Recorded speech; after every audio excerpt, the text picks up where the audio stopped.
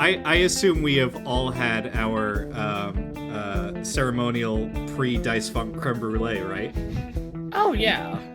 Yeah, No. of course.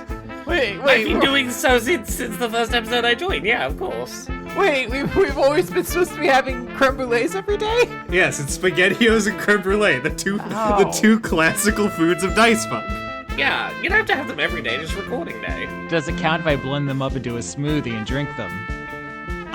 You could do that. Yeah, you know what? That is an option. Only if you make one smoothie that is both. You gotta put both the creme brulee and the SpaghettiOs in there. Yeah, I call it the punishment. Now, have I had a creme brulee, I think, every day for the past 5 days? Yes, I have. Every day? Dad, those used to be like the luxurious treats of kings. You can't have one of those every day. Well, you know, power to the people. We're not supporting monarchies here. We're not going to need Roll20 anymore. We're going to be able to roll your toes like dice once you get them all fucking cut off. You had no idea you were having one a day. Well, I make 6 at a time, and I've made 2 sets of it, and Maya had some too. If we're admitting to, like, dessert crimes, my lovely wife may have made a maple pecan pie, and then we went on a week's holiday and forgot to bring the pie with us, and then we came back, and we may have done the maths on how does that pie look? Does that look edible still? And did you eat it? What was the decision? It was tasty. It was good. That felt Excellent. dangerous to me. That seems like a dangerous set of dice to roll. Look, it's dangerous to roll the dice on eating creme brulee 5 days in a row, but sometimes you go, yeah, we gotta do it though. I don't think that will potentially cause me to get horrifically ill. It'll just block my arteries eventually. So Yeah, horrific. Blocked arteries is horrific illness. Exactly. I think one might be a more immediate threat. I'm gonna say something controversial here. I don't think pies are very good. Fuck off. All Rex takes 10 pies? damage. Not a big all fan of pies. pies? Yeah, not a fan. Don't care for them. That reminds me, you stupid asshole. You picked up a haunted doll last episode. Now Yeah. you botch on 1s and 2s. Fuck you. Okay, well, what are you gonna do? Pie gang, represent. Don't let us catch you out on the street. We're gonna hit you with a fucking banana cream pie right in the face, They motherfucker. hated me because I spoke the truth. You botch on 3s now. Fuck you. Being pro-pie enough to eat a week-old pie doesn't feel quite so bad now, does it? Yeah, does Laura get to crit on 19s now because she ate that bad pie? Well, maybe bad pie, we don't know. We'll find out if Laura's here next week. To segue, It's been like 4 days since I ate that pie. that I'm was a doing good pie good. then. That Yeah, was it a was great good pie. It was a Yeah. great pie. Or if something is metastasizing currently. to segue back into the show about dragons, Ulysses has been eating Genasi soldiers, some dead, some dying, and has given himself a tummy ache. That's the connective tissue there. Why don't you all talk to me about your characters and your items right now? Do that. And tell me about who you are. I'm Austin Yorsky, patreon.com/Austin Yorsky, wiki in the description. Click it, please. Hi, yeah, my name is Quinn Larius. I play DiCaprio Devereaux, Diamond, well, I guess Pearl Dragon Wizard. I have to remember to correct that part of my my auto drive brain. I have many items. I have the zipper costume rack, the Gucci sunglasses, the Dyson Sphering, the perfume illusion. I have Nev's disc. It's still in there. The landscape, the perfect pearl ring, the R.I.P. Rada bag, and a beautiful quill. Also, the time dragon claw, but Viola has that at the moment. I also have written down you have a TV lamp that you got from Cousin Blimblow and a melon baller you picked up off of Cymbeline. This is why we do this at the beginning of the episodes. Yeah, I don't know why that didn't save. I definitely remember because I did the joke Melon's Baller as what I put it in there as, and it didn't save. I don't know why. Hey, I'm Dan. I'm playing Rex. I got a gavel of Dispel Magic, the key to the city, Sergeant General's coat, epaulets of the inspiring leader, golden gloves of contact mic, an anvil, humdrum's ring, and a shitty cursed doll. Yeah. I'm Laura. I'm playing Doc Hop. I got warlock stats. I got items. I got a trash bag of holding. Pop-up book of Goblin history that's out of date.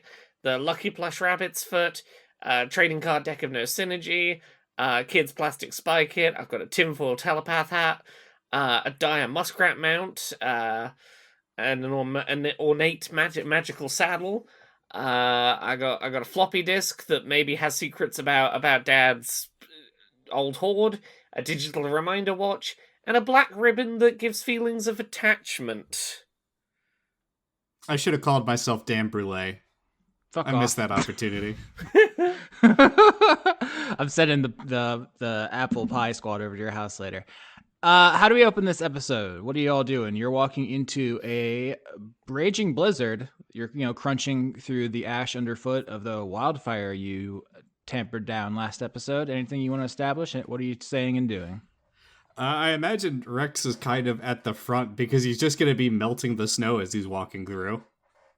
Oh, that's very nice of him. Or are you just doing that to are you doing it to make a path for your sisters, or are you just I want to melt the snow? It's just a part of my brain that wants to see the I ice think melt. maybe a little bit of both, but it's just the acceptance that because his body runs hot, he's just kind of walking up front and powering through, as opposed to wanting to follow behind DiCaprio as she's trying to gingerly walk through. And I'm assuming the most fashionable snowsuit she pulls out of her. Her zipper. They're 8-inch heels, but they're also snow boots. It's quite a look. Yeah, when she goes to the mountain, it's to the lodge, not to the actual slopes. Yeah, she's like, "Whoa, I didn't know you were supposed to stand in this stuff." Is that okay? Austin, I have a question for you. You said a TV lamp was given to me by the dragon we met last week?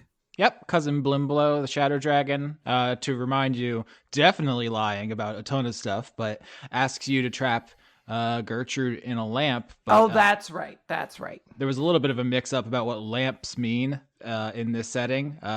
You were given a lamp that looks like a old sailing ship. This is something you can find on Google Images very easily, but it is not an oil lamp, which is what genies usually mean. Now, can I do any kind of Arcana check? Is this thing magical in any sort of way inherently? Sure, you can roll. Okay.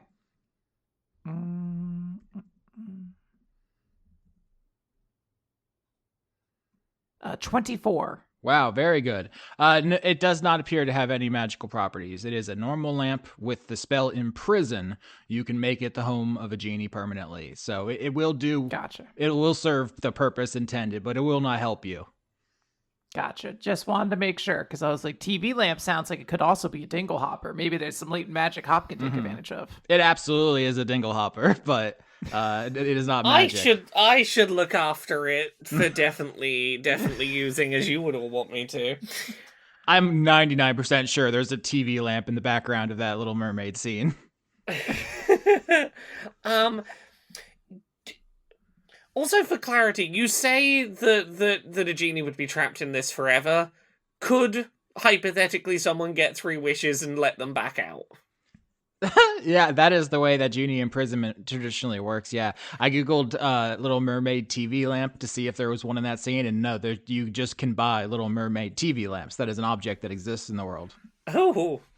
I guess as an important reminder, Cousin Blimblow, this is expressly not Cousin Blimblow. It's just some guy who is lying. Yeah. I don't know if you all want to talk about that or do anything. I'm going to roll for Ulysses running up ahead and throwing himself onto the snow in a toboggan-like motion to see how far he can slide. 10, he goes 5 feet and stops. He's very embarrassed. Can I kind of curling slide him forward? You run in front of him with a broom to clear the way. That's curling. Yeah, I guess he's kind of melting the snow and letting it refreeze into ice. Or you push him, and the other two sweep the ice in front of him. That's to work together as a curling team. Mm-hmm. Yes. During this curling, Hop's gonna pipe up with, I don't remember Cousin Blimblow being quite that staticky to look at. Yes, I don't recall him having a cowboy hat all the time either. No. Or being, double Blimblow's height. That's quite a lot of height to gain in, the 3 weeks since we last saw Blimblow. And, a new liver after it exploded out of him per my mother's weekly updates. Yeah, that famous exploding liver incident. We were all there. We all know. I can't remember all the Blimblow lore you three came up with last week. You could have said fucking anything. I thought he bit off his tongue in that bar fight. No, he bit off the other guy's tongue. Oh, And it wasn't a fight, it was speed dating gone horribly wrong. still Or horribly right, depending on the opinions. okay. Yeah. We. I don't really know why someone would want to impersonate Cousin Blimbo, though.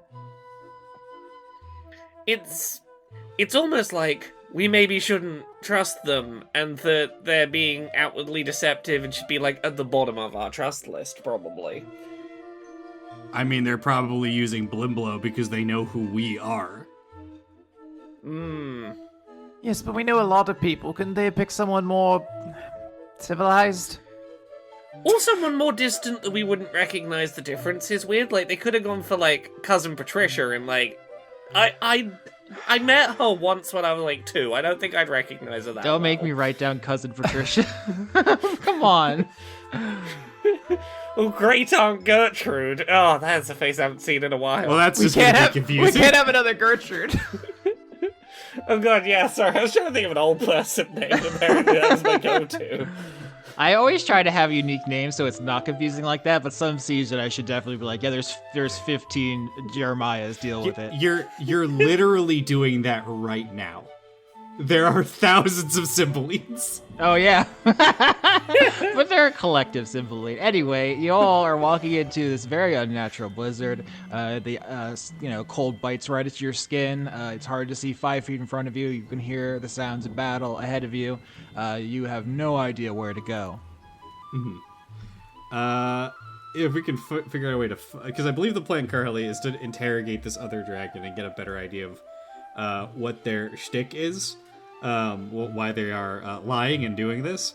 Rex is opting to just kind of power through the snow as I try to make an excuse to use an athletics check. I mean, athletics is an umbrella that can involve, snow shoe events. I don't know. I'm not a Winter Olympics guy, but surely you can figure out something. Yeah, my view is Rex is just kind of shoveling his way through as like a path breaker. He's the ship that breaks up the ice and then they follow through. I was gonna pitch using the dire muskrat to, like, follow its sense of smell towards, like, help us find our way through the snow. I did Google it. Muskrats as an animal have a famously poor sense of smell, and sight, and hearing, and basically every other sense. Okay. Oh, no! Snowshoeing is not a Winter Olympic sport, but it is an Arctic Winter Games sport. That counts. So if you all are doing that, if you affix the branches to your feet or something, try to make it through, I can justify athletics if you all want to do athletics. I'm sorry. I just wanted to look up what are muskrats good at, and I typed in what are musk, and the first response is what are muskrats good for. That feels a little mean. That feels a little.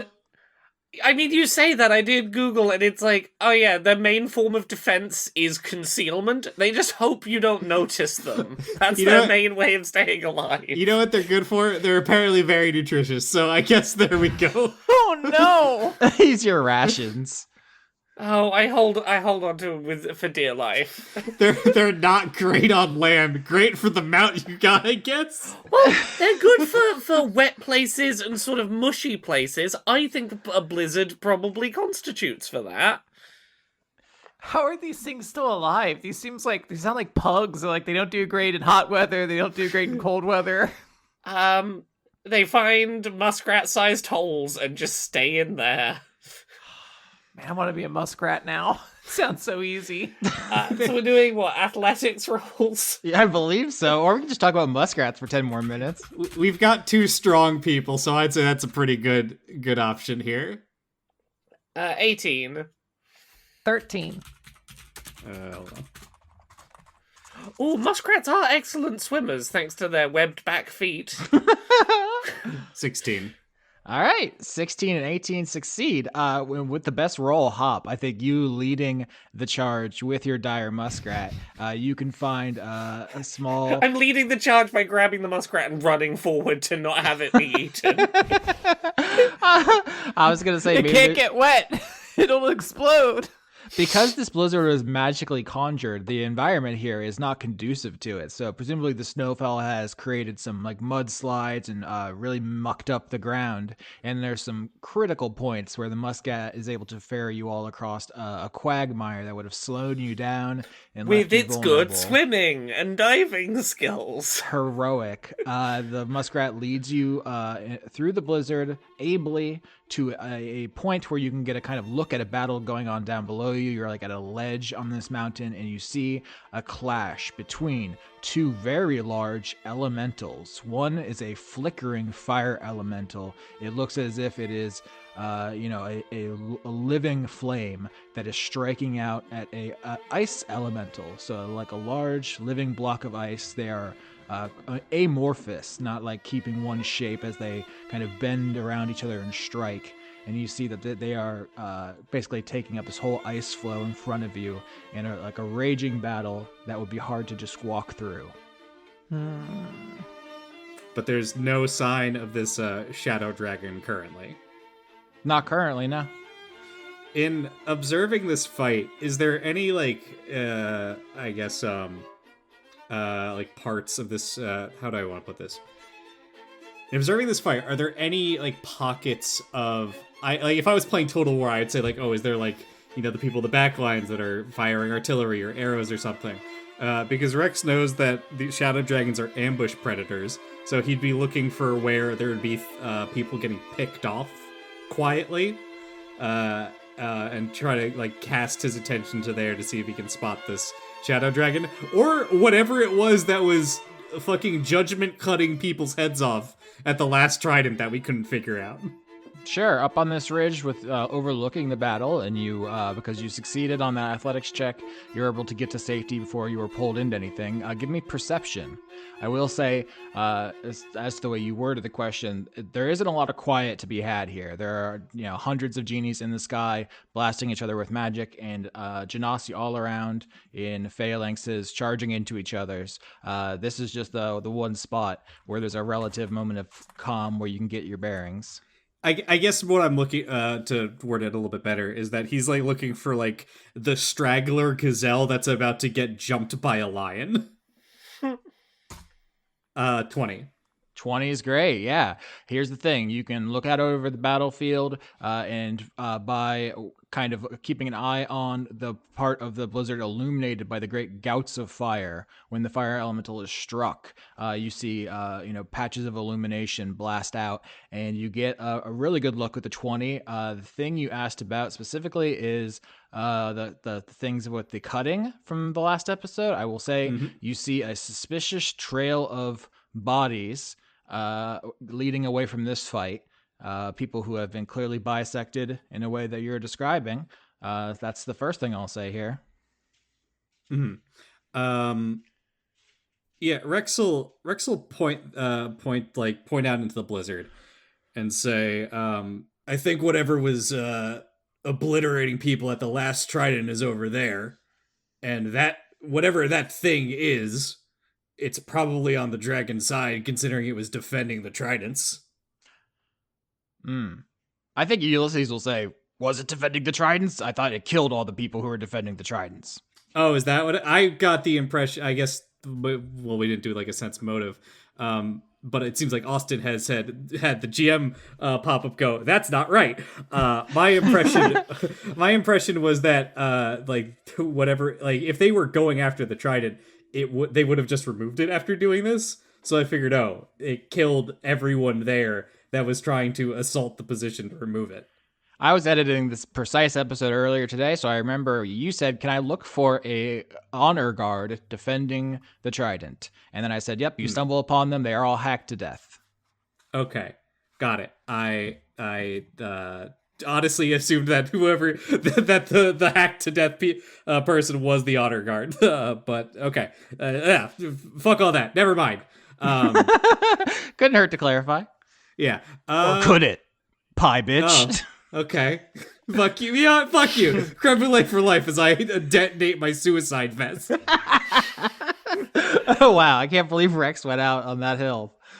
Rex will point out that path and then say, my guess is that's with the genie, or with Gertrude then. I don't understand why it's not removing the tridents. Maybe it can't, or it's just risking dying if it tries to above their pay grade. I don't know. It's something we can investigate, but it's not the dragon. Yes, but this seems like the closest person we might be able to find who would actually be an ally in this situation. We're trying to at least remove these tridents to get the battles calmed down. Well, that won't get the battles calmed down. It will just cause one side to win. Which will calm down the fight. I don't think you've ever seen a rout. I don't know, one-sided fights tend to end quicker. It'll at least give us someone to deal with to remove them. Plus, I don't like there being more question marks in this mission than there already are. Agreed. All right, a bold choice. So you all see this fight between the ice elemental and the fire elemental from your vantage point.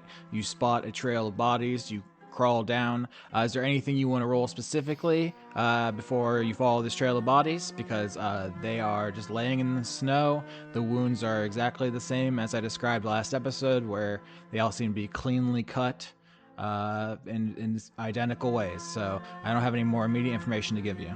Did it seem like they were doing anything? Like, why these people specifically? And this is leading away from the fight, right? Correct. Investigation to stop and look at the bodies? Sure. 9. 8. 10. Yeah, nope, the group fails. So I think that you just find a bunch of bodies which have been cut in a strange way, and you can't figure out anything more. Your fingers are starting to become numb from digging through the snow, which is coming down so quickly. It's burying the bodies as fast as you can dig them up. What do I roll to find out if swimming underwater for 17 minutes would be useful for this investigation? One of the other useful skills the muskrat has. Animal handling. That's a straight D20. I'm getting the sense a muskrat's just kind of like a worse beaver. 7. The muskrat bows its head sadly, as if to say, "I'm sorry, I'm a worse beaver." Hey, for all I know, I've got to find out how long beavers can hold their breath now, I guess. I think they're very similar animals. I actually looked this up because they're not related despite looking almost identical. Not helpful. Oh, the muskrat beats the beaver by 2 minutes on breath holding. That's not impressive. I beat the beaver all the time. Oh my god. Sorry, I'll get back to trying to be helpful, I guess. All right, the group fails here. The snow is really getting to you. You're shivering, clacking teeth. You're not on your game as you begin following the bodies deeper into the driving wind. And up ahead of you, you can hear the sounds of battle. It's not a particularly fruitful battle, because mostly it sounds like people screaming and dying. Yeah, I think Rex will kind of try to rush up to see if we can get a glimpse of whatever this is before it gets away. Yeah, you just run ahead? Yeah, that sounds like a thing I would do, so yes. Oh no. The rest of you, I just want to make doubly sure so no one could be like, actually, I took a defensive position on the perimeter far away. Does anybody else want to be clear before we move ahead? Austin, if it turns out this is a bad move, I will pretend I had a bad internet connection, didn't hear the question, and will feign ignorance and vote for the other choice later. Now, I have an important question. Has it been less than an hour since we fought those lava methods? I think so. Why? What do you recharge? Okay, well, no, that means my golden gloves of contact mic are still going, baby. I thought those were once an arc. Holy weapons last for an hour. Okay, got it. Okay, Rex rushes brashly ahead and catches the end of this fight. A thing that strikes you immediately is you see two Genasi who do not appear to be on the same side, but they have teamed up against someone with a eerie blood red sword. This person is completely covered head to toe in blood, and you recognize them immediately Well, he looks a little different right now. as Keeper the Kobold. Huh. How did he get out? And as these two Genasi make a coordinated strike, he does a spin move and cuts them both clean in half with a single stroke as his sword greedily drinks their blood out of the air. And he Do we have to murder this fucker yet again? We have an imprisonment bottle. We have a solution. We've already used an imprisonment bottle on him. Well, imprison him harder. Imprisonment to Electric Boogaloo. He turns and looks at you, Rex, and you see he is wearing a number of magical items that are pulsing with malevolent power. I think you probably recognize them from your mother Rosaline's hoard.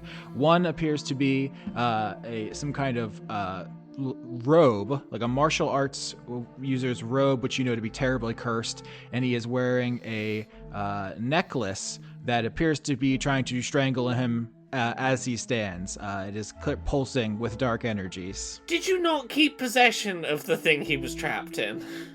I think Rex is alone currently as he sees this.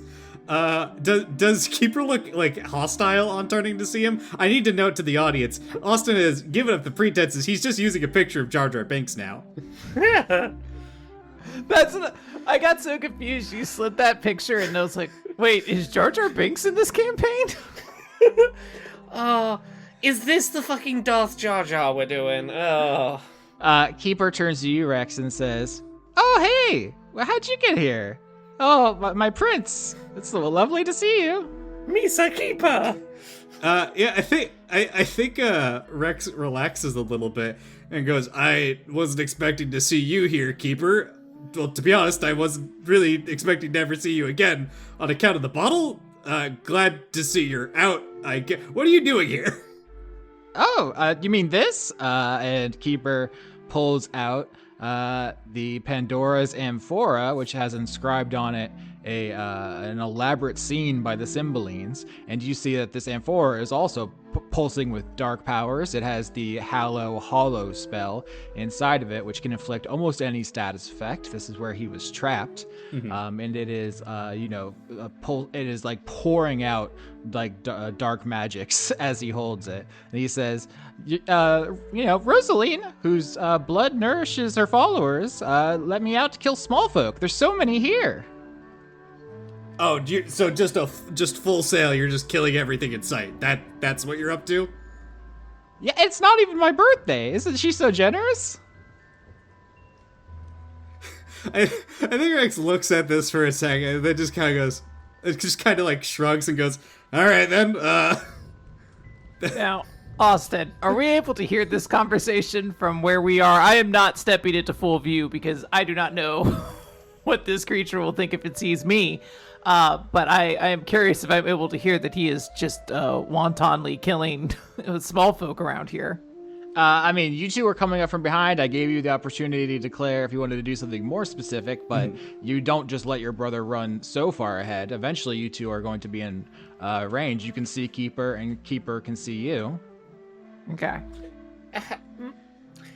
I'm gonna freeze when I see him, almost as though probably cast a minor illusion to hide myself real quick. Yeah, Hop is gonna have the moment of locking eyes and being like, "Are you gonna try and kill me today? How's this going?"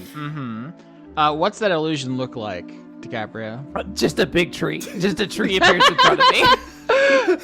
Not a telephone pole, not a conspicuous telephone pole in the middle of these woods.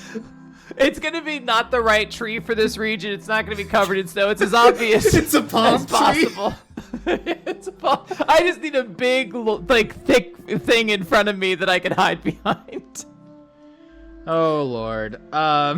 Rex will say, crossing his arms, well, we are trying to resolve this sort of conflict here. Could you've obviously been doing a quite good work here. As Rex kind of sweeps his eyes over the bodies. I see that you've been lent a number of items from my mother's hoard. However, I think killing 2 entire armies by hand is gonna take too long for what Dad wants of us. Would you mind maybe holding off for a little bit, and then you can deal with whoever we decide is gonna lose this fight? Oh, thank you. Your praise means so much to me, Princeling. You think my art is really coming along? I've been practicing, but you're so far ahead. I could never hope to stand beside you on the battlefield. Rex flashes back to the difficulty of fighting a single big horned beetle. Yeah, stand next to me. Great. Yeah, definitely far below me. Definitely not super weaker in this form. That's a scary number you've just rolled. Keeper rolled a 30 to see through DiCaprio's illusion to the point where I don't even think he registers it as an illusion, and more of you showed up and said, "Hey, look, a tree I brought you." So just absolutely no sells it. I'm gonna tell tinfoil telepathy the group chat. Yeah, this is an increasingly strong growing being that cannot die and has a vested interest in killing us to take the coin that we're currently having to microdose a certain sibling with over their curse addiction. I don't think that letting the blood sword drink more blood is long term gonna be beneficial for us if we're thinking, big picture. And you can, Rex will reply in the mental group chat, and you can kill the unkillable creature. How exactly? We have an additional imprisoning bottle is maybe a solution. If we do, we have to drop it off the side of the world this time. Yeah, can we put the imprisoned thing in another imprisoning thing that'll override it? And then, over the side. Is that even necessary? The goal here is to get DiCaprio unhooked from the coin, and then you can just give it to him. You're not wrong, actually. And look at him go! He's having such a good time! I don't know. I'm still not convinced he's not just gonna come and try murder me in my sleep, and I don't know why I have that vibe that even if we gave him the coin, he might still come kill me. Keeper is such an interesting point in your psychology because you pitched yourself as I'm the dragon who likes small folk, but you have just multiple times said fuck this guy, I shouldn't have saved him. Let's put him in the device. Let's put him in the torment nexus. Look, look.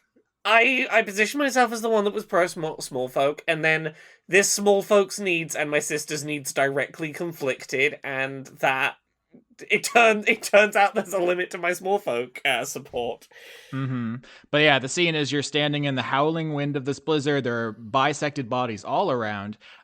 Keeper is absolutely damp with blood and is holding a eerie sword that is visibly hungry for death, I will say, as he points it's not hungering for me specifically anymore, is it? Not anymore, because you died while under the effects of that raccoon card, which faked the sword into thinking you were gone. So an unintended combo there.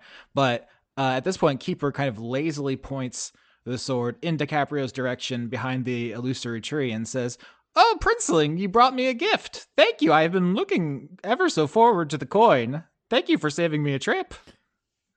I'm going to message the group chat and be like, so do you think I should just run, or how fast does he seem? Could we trip him? Yeah, Rex will say, actually, I do think we can give you the coin shortly. You know how I just mentioned we're dealing with these 2 armies here? You sure did. I hung on your every word because you're the son of Rosaline, whose brilliance makes the sun look dim. I think Rex is still a little uncomfortable at all of the fawning, like the level of it.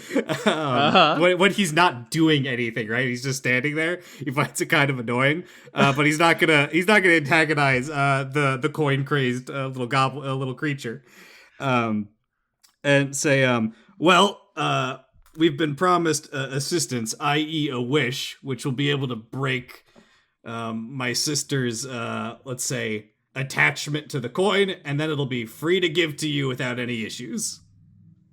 Oh, well, that is so very thoughtful. I can see why you're the strongest amongst your siblings, which is why it does hurt he does my heart nod to say, violently at that, incredibly so.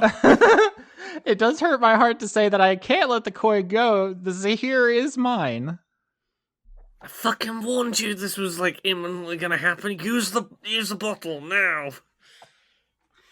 Have you ever heard of the marshmallow test, Keeper? Oh, I would do anything for a marshmallow. I would score very high on a test and they lets me have a marshmallow.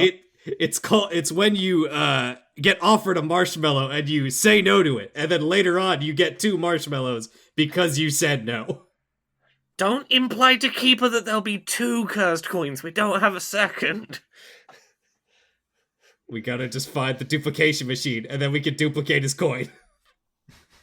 At this point, Keeper turns the Pandora's amphora over. The stopper falls out, and a black goop falls out and begins spreading across the ground around him. I want to do, I guess, an insight check first, or I don't know if it's an arcana check. I want to figure out why Keeper is so good at seeing through my illusions. Mm-hmm. Absolutely. Insight? Is that an arcana insight? Yeah. Crit 21. Did he become infinitely powerful and we should fear this instantly? Did he rip out his eyes and replace them with the eyes of Vecna or something? With a crit, I would tell, it doesn't even matter what skill you rolled. You look at Keeper. Let me once again reiterate his inventory, because he is wearing a number of deeply cursed items. He has this sword, which I have said is called the Finger of the War God. I think that might have been out of character, not information you picked up naturally, but that it is a deeply cursed sword. We spent 10 minutes talking about with whether Hop would take it or not. Then there is the necklace he is wearing, which you recognize as a very powerful item. It is physically biting into his neck, drawing blood, and then the neck wounds are healing up constantly. And then he is wearing this monk's or martial artist's robe. All of these seem to be items that are so powerfully cursed, they give insane bonuses, but also are just too deadly to use. Any normal person would be just taking 100 damage a second. Just the most horrible effects, turning their bones into glass, pulping them in 1,000 ways. But he always returns to the way he was just before he died, because that was Hop's wish. So he can use... We turned on the stupid invincibility glitch, and now he can equip every piece of cursed gear that's meant to be one of these on a build is unplayable. 100%. He's doing all Halo skulls, all the fucked up mods or whatever. You don't actually know this, but for the record, the necklace is called the Harmonia, and the robe is called the Peplos. So these are really fucked up things that give him just unbelievable stats that no one else can use.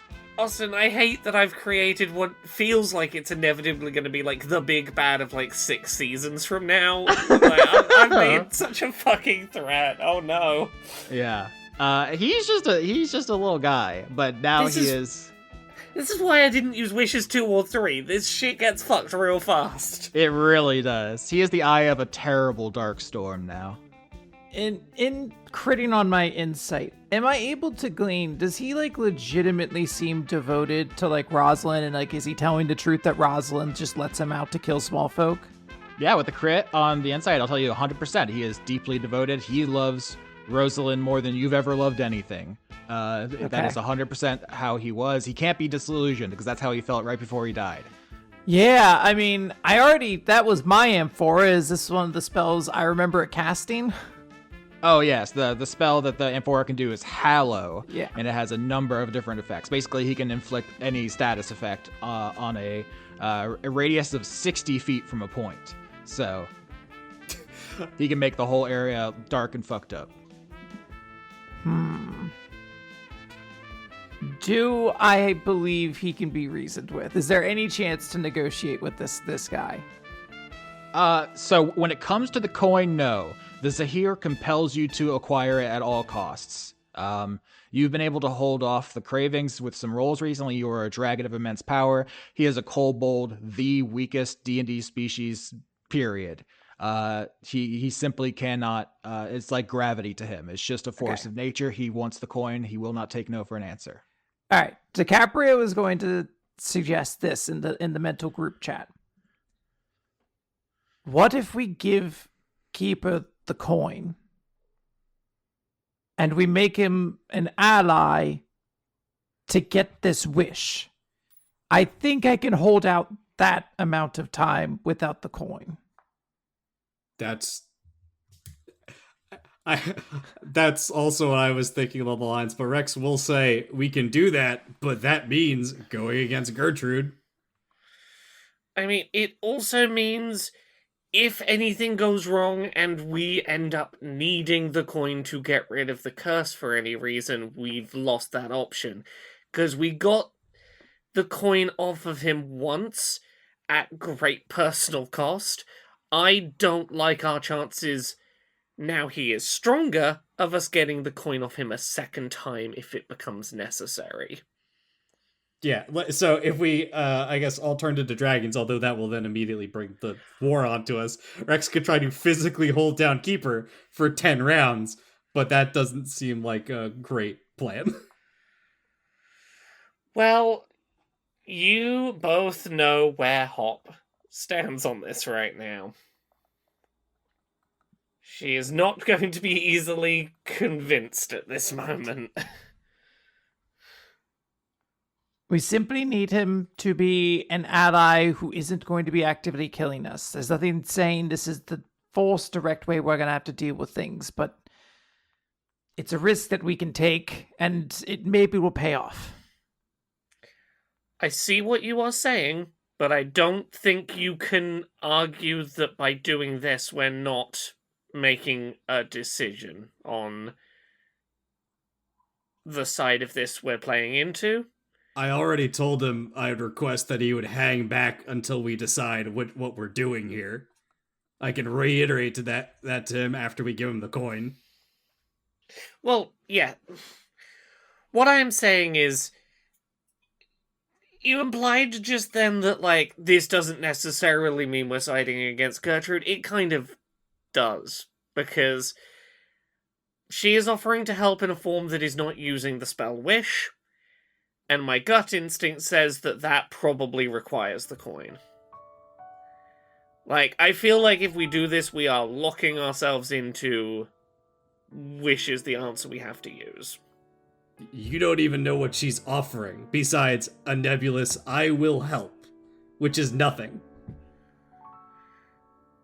It is when it's from someone that you trust to mean what they say.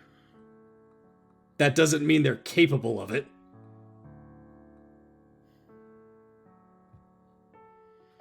You trust Gertrude that much? I do. May I ask why? You didn't know her that long.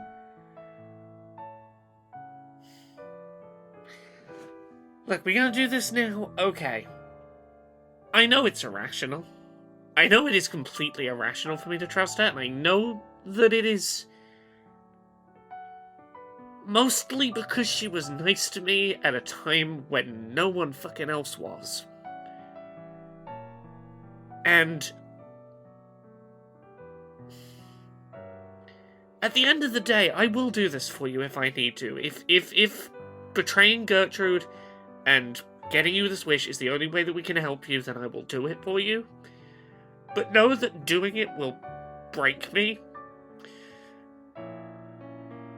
Because there is something about the first person who is, like, nice to you and takes you seriously that kind of just burrows in there a bit. So forgive me for being a bit reticent here. But know that I will ultimately pick you over her if that's what you need me to do.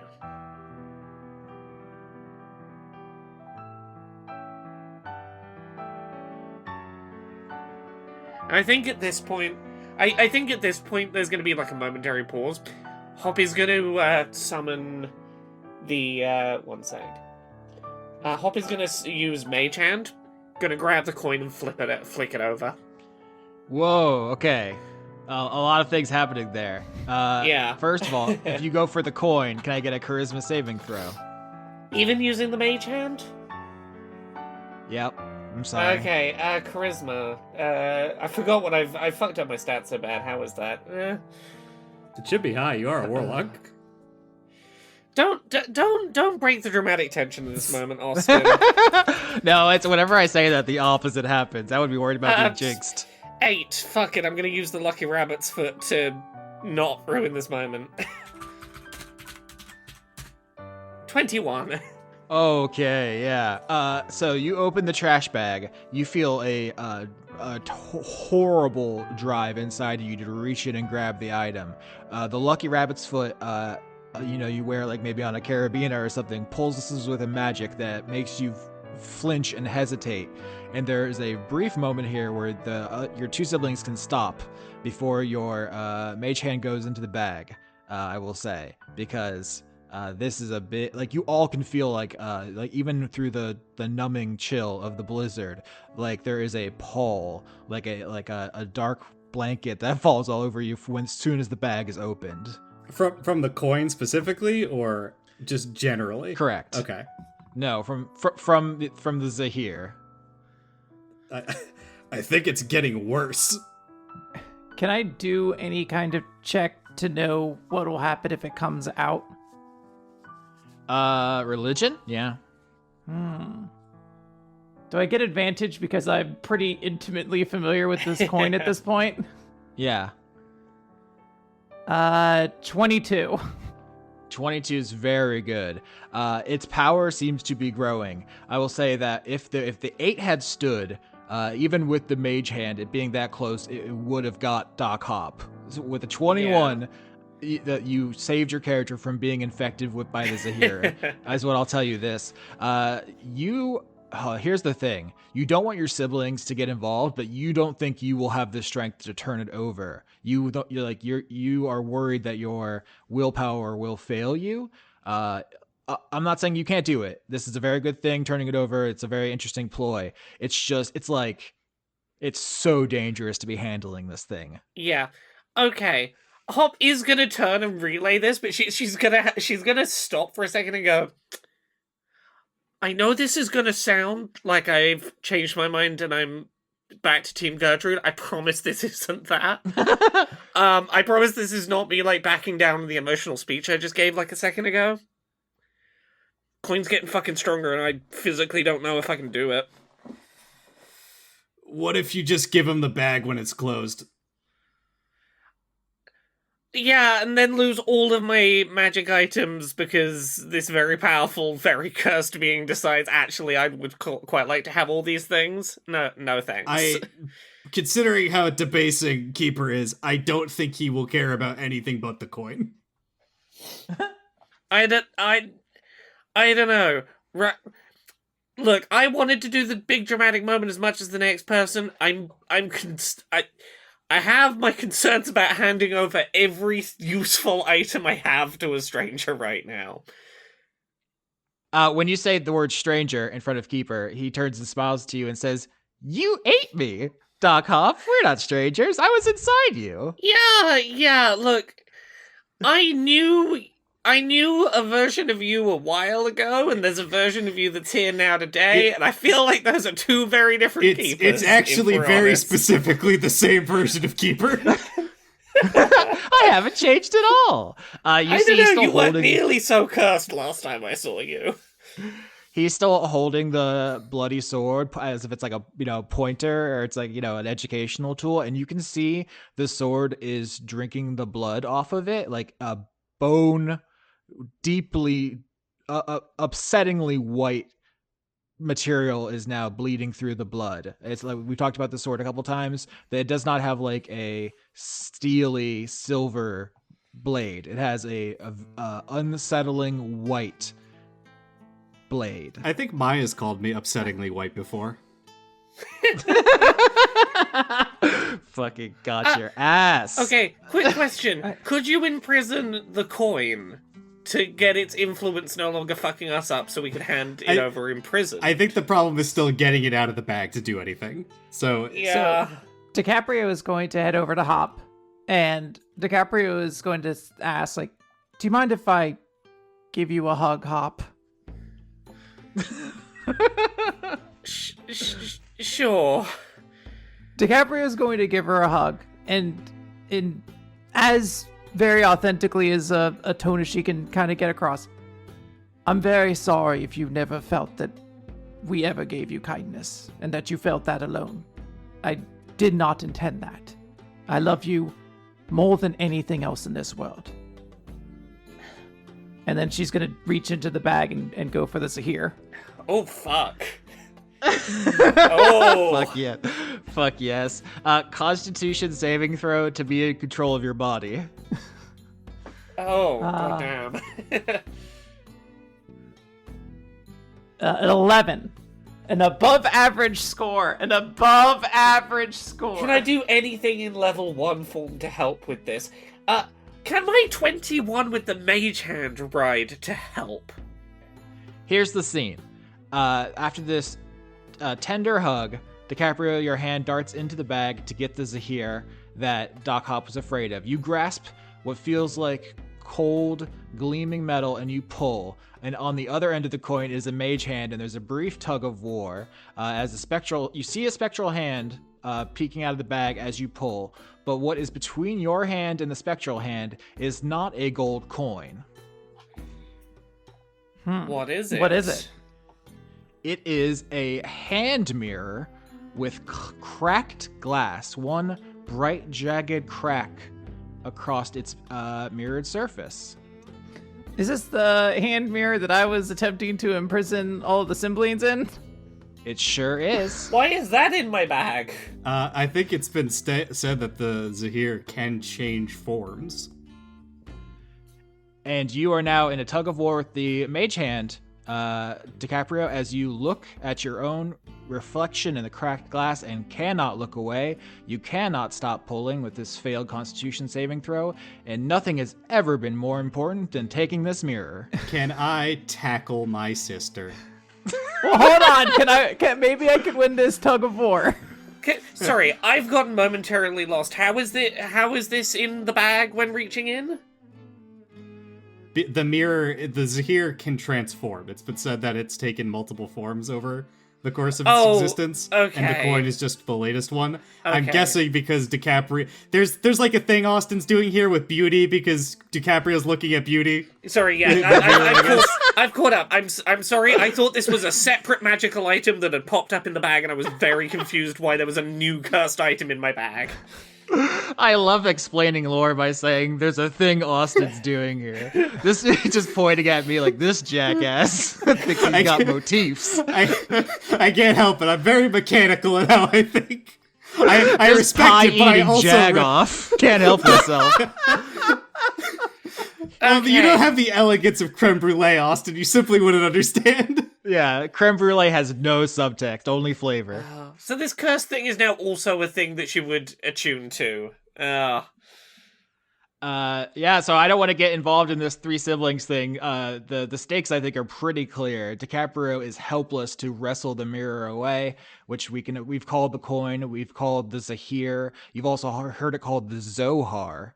A lot of stuff going on. What do you three do? Keep her holding his cursed blade, which is rapidly becoming dry and bone white, watching you three. Tackle sister. I want to roll a strength check to try to take the coin, the mirror rather. It's gonna take some getting used to, huh? Yeah, it's new. I'm like, ooh, it's a mirror now. Now, are you trying to get it for yourself at this moment? No, well, so here's the thing. I, Quinn, am trying to do a roll to hopefully succeed to get the mirror and bring it to Keeper or throw it or something. I want to try to actually fulfill the thing of giving it to Keeper. But I am sure in my obsessive state, it does look like I am jonesing for this coin. Oh, I have a thought. I have the black ribbon that gives feelings of attachment. Could that be a feeling of attachment that would maybe distract from this other feeling of attachment to this other object? Oh no. Oh god. Tie it around your eyes. I think about putting all these magic items in is I know what they all do and you all don't, and you're gonna make a fucked up Binding of Isaac build and you don't even know why. Oh no. Well, unfortunately, Why can you I must do only it shoot now. backwards? Okay, resolve. I think the tackle, and then we'll go from there. Okay, what am I doing to tackle? Strength check. I think it's a contest. Yeah. Is this a between strength you two. contest? Okay. Between us, okay. I crit. Well, hold on. Hold on a second. 8. Hit stick. 21. Wow, 21's good, but a crit does take precedence. So. Well, I mean, I think could the crit be that I am handling myself in this moment, like that Rex can still win this strength contest, but like I am winning sort of the mental fight to like lose myself to this coin right now. Sorry, Zahir, I had to just give it its proper name. It's gonna be a whole thing, I can tell already. It's your crit. Don't mess with the Zohan. It's your crit. You tell me, Quinn. Yeah, I think the idea that it looks like DiCaprio is doing something very shady is going on there, and like Rex seizes upon the moment to like try to stop something worse from happening. But DiCaprio is resisting this coin. She's done a pretty good job now. It's been years of like handling this coin, so maybe in her mind she thinks that she's the only one who can kind of do this because she has that familiarity with it, and also she just wants to protect her younger siblings. But there is like, you know, going to be lucidity in her as she maybe, I guess, rips the coin away. But then she's stuck in a state where she has the Zahir and needs to give it to Keeper. And I don't know if at that point Hop is able to come in with the feeling of attachment. Can I pitch what is occurring here? Sure. She is taking the coin. Rex tackles her and grabs her, and is now doing the bully lunch money shake with her upside down, trying to get her to drop it. At which point, Hop is going to tie the ribbon around her eyes to blindfold her. Sure, let's go for it. Let's fuck this up even more. Okay. You are going to tie the black ribbon around your sister's eyes, Hop, and you feel an obvious, intense attachment to DiCaprio. You two, for a moment, feel inseparable. Like, you're not twins, but you know, twins say they have like this unspoken connection that transcends like rationality. You feel this for a second, and there's something that like connects you now, like deeper than physicality, and you don't know the exact effects of that. We'll talk about that later. You have done something. I didn't know this was going to happen now, but the attachment ribbon is more than it seems. Well, if there was ever going to be a time for this, I feel like after an emotional speech about loving your siblings is maybe the time for it, for you to develop some kind of new bond. Also, are they going to be sharing health now? Is that what's happening? Close. Yeah, I mean, Dan understands that games have mechanics. I understand. Yeah. You're in there. Yeah, pay me the rest of the picture. So I guess DiCaprio upside down and blindfolded. This got interesting. Jeez. Yeah, Rex is trying to shake the coin out of her hands, like a bully getting your lunch money. Yeah, so I'm blindfolded and I'm being shaken, so it's another Thursday night for DiCaprio. But I guess You get a bonus. whoa, all right. You're been there. proficient in this. Nice. So I imagine I'm being bully shaken, so stuff is jangling out of my pocket. Thankfully, not the nuke. But I guess the Zahir drops because Dan was successful in his role.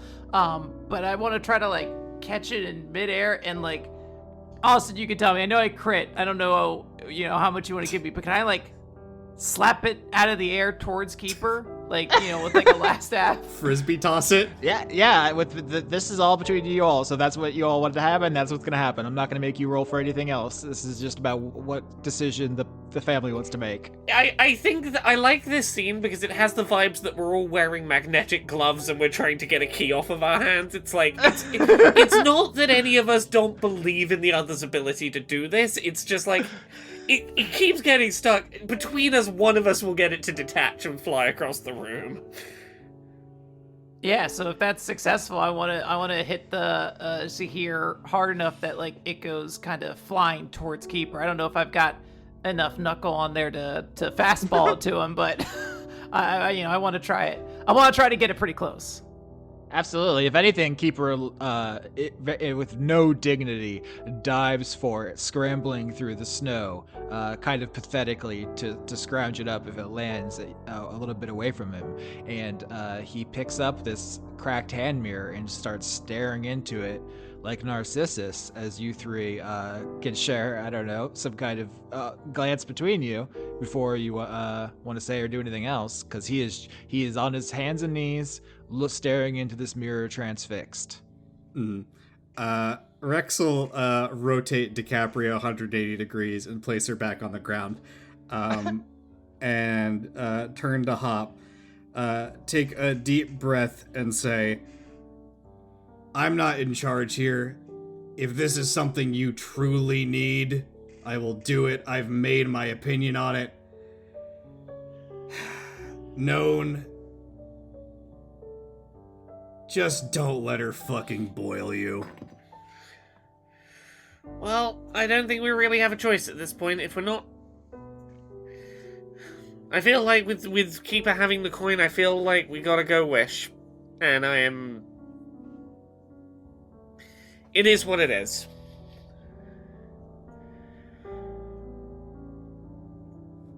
DiCaprio, I want to say at this point, is not reacting well. She, just got lightly put down by Rex, but it looks like she is kind of recovering from just like having heart surgery. Like she is like panting right now. And I think there is a part of her now that is starting to feel really the effects of the Zahir now that it is no longer in the safety net of my sister can provide it to me when I need it kind of thing. Like she is not theoretically getting the coin back anytime soon, so she is now starting to feel its immediacy. Hop is gonna go over and give her a hug and just go, I know I'm not impacted by it the same way, but I felt it for a second, and I felt something through you for a second there. I am so sorry. I don't know how you've been holding on as well as you have, as long as you have. And she's just gonna give her a big hug. To underline this, if you hadn't specifically used magic to force the Cymbalines to give you your lucky rabbit's foot back, it would have just got your ass. Yeah, it would have. So yeah, Hop is just gonna hold her sister for a second and hope that helps. I think we have to get moving before this gets worse. Yeah, DiCaprio looks like she wants to respond to the hug, but she is very visibly like trying to get a hold of herself again. Yeah. I think Rex is gonna see DiCaprio like. This is the kind of thing where it's like you see your ship captain in this state, and it's time for the first mate to step up. And Rex looks at DiCaprio and then looks to Hop and says, I think you're in charge now. Can I roll insight to work out why Rex thinks that this is the moment to go? Yeah, Hop seems we should put this on Hop right now. Rex has always said that he is not in charge here. He has been expressly placed below his two sisters by Orlando. He's never been actively given command, and as a result, if DiCaprio is not in charge here, that means because she's incapacitated, that means it's Hop. Okay. And as he just said, he's willing, after her speech, he's willing to do what she says, even if he doesn't like it at this point. Okay. Hoppy's going to take a second to compose herself. There is a dozen things that are not leading this mission that she would rather be doing right now. She wants to be responding to DiCaprio, and that conversation that kind of got cut short. She wants to be dealing with the emotions of having just decided fuck it to what she had going on with Gertrude. She takes a second, takes a deep breath, and goes, okay. Keeper, you've got the coin. Keeper, you've got the magic thing you're obsessed with. You're gonna stay the fuck out of our way, correct? Yeah, the Zahir is mine. I have everything I need. Cool. When it including the love of Rosaline, whose heart is larger than all the mountains. Yeah, I've heard. Wait, hold on. She needs to see a doctor. That's not good. That's the least of our problems right now. When it comes time for however we end this conflict going on here, as payment, you're on the front line. You can't die. You are going to be throwing yourself eternally at the problem of whatever boss fight we have at the end of this. Correct? Understood? I will say that the Keeper has not looked up once, is staring directly into the mirror. When you first encountered him, he was flipping the coin over and over and over again in a way that I guess made it suspicious to DiCaprio, who snatched the coin. But it is, like a compulsive behavior. Hop is going to attempt to slap Keeper and go, do you understand? You slap Keeper the Kobold in the side of the face, and he doesn't react particularly normally. Like, his head is like knocked to the side a little bit, and he doesn't fix his posture as if he didn't notice, which is a little eerie. Okay. Yeah, okay, this is gonna get us nowhere, and DiCaprio's in no state to imprison. We probably could do imprison now. I think for at least a minute he's not gonna fucking notice what's happening to him, but that's out the window. Right. What options do we have for finishing stuff up in this biome, working out what is up with the shadow dragons, and bringing this to an end so we can get DiCaprio healed? I will say there's two options with Keeper specifically, which is bring him with, which puts Doc Hop and Rex in danger of being transfixed by the Zahir, or leave Keeper behind, which puts DiCaprio in danger of coin madness, as we've been calling it. Can we... I keep suggesting this. Can we cast Imprison to imprison a creature that already has a vessel? I will say... Is that a thing I know about that spell? Here's what I'll say. If you start casting a spell on Keeper, like Imprison, he knows what that looks like. He will attack you. He's not okay, stupid. So being slapped across the face, he won't... He'll like deadpan, but he will notice spells. Okay. Yeah. Well, specifically because it's already happened once. I was going to say, DiCaprio has done this before. He will know what it looks like. Yeah. Well, yeah, but I assumed if he was too transfixed to notice being slapped across the face, he'd be too busy to notice a spell as well. He can't look at the coin if he's in a lamp, is the thing. So, you know. Specifically, I'll just say imprisonment is like one of the things that he is now on high alert for. Not slaps, though. No. We can slap the shit out of him. That's good to know. Hey, go get Keeper. I need to slap something. I need to let out some energy. I'm just going to punch Keeper a couple times. Hey, Keeper, you don't like being imprisoned, right? Stops you from staring at that thing.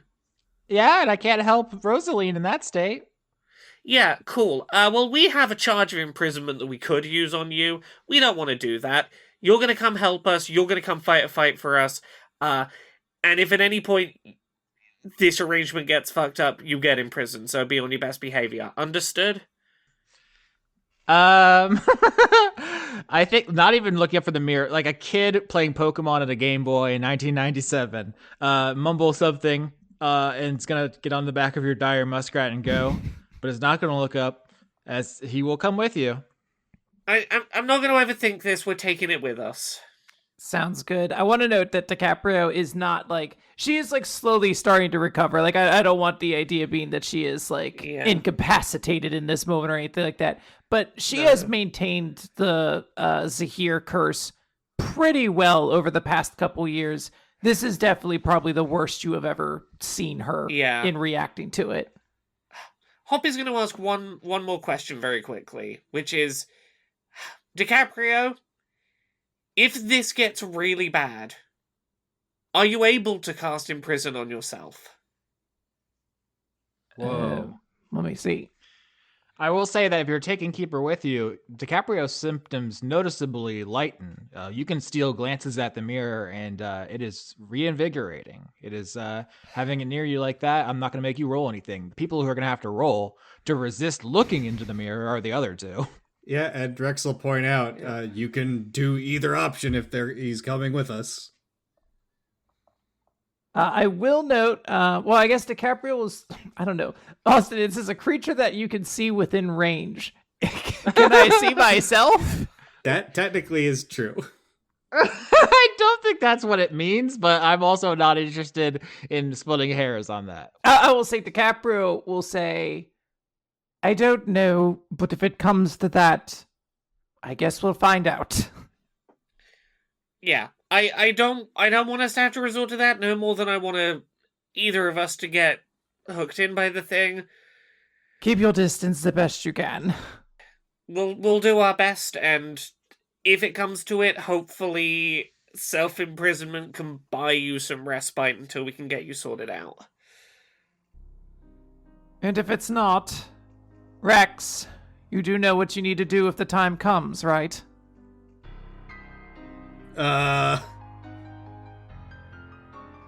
Yes, he doesn't.